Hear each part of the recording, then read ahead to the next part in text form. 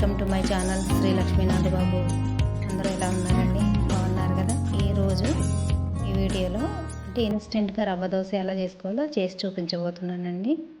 ముందుగా ఒక కప్పు బొంబాయి రవ్వ తీసుకోవాలండి. అలాగే హాఫ్ కప్పు బియ్యం పిండి, పావు కప్పు మైదా పిండి, ఇప్పుడు తగినంత సాల్ట్, అలాగే ఒక క్యారెట్, 2 పచ్చిమిర్చి, కొత్తిమీర, ఆనియన్ కూడా వేసుకోవచ్చండి. కాకపోతే మేము ఈరోజు ఆనియన్ తినమన్నమాట, అందుకని ఆనియన్ వేయలేదు. అలాగే కొంచెం జీలకర్ర, ఇవన్నీ వేసుకొని ఒక కప్పుకి 6 కప్పులు వాటర్ పోసుకొని కలుపుకోవాలండి. 6 కప్పులు వాటర్ పోసుకున్నాక మొత్తం పిండి రవ్వ అంతా కలిసేటట్టు మెల్లగా కలుపుకోవాలండి.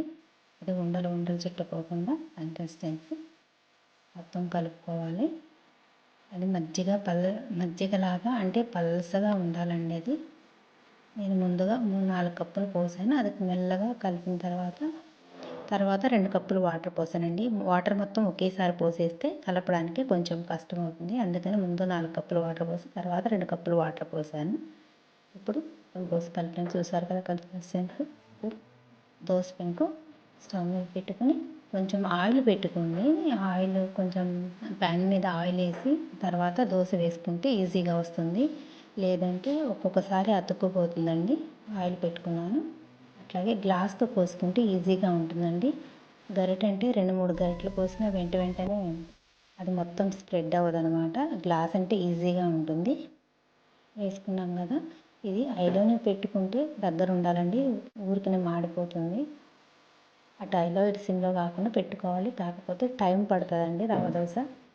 ఆయిల్ చుట్టూ వేసుకుంటే ఈజీగా వచ్చేస్తుంది దోశ.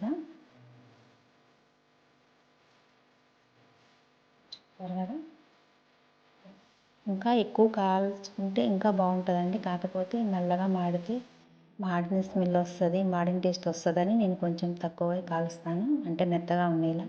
క్రిస్పీగా ఉండాలంటే ఇంకా కొంచెం బ్రౌనిష్గా వచ్చేటట్టుగా కాల్చుకోండి. కానీ దీనిలోకి చట్నీ ఏదైనా బాగుంటుందండి, లేకపోయినా బాగుంటుంది. కానీ అల్లం చట్నీ ఎక్కువ బాగుంటుంది. మీరు కూడా ఒకసారి ట్రై చేయండి. Thanks for watching. Don't forget to like and subscribe. Bye bye.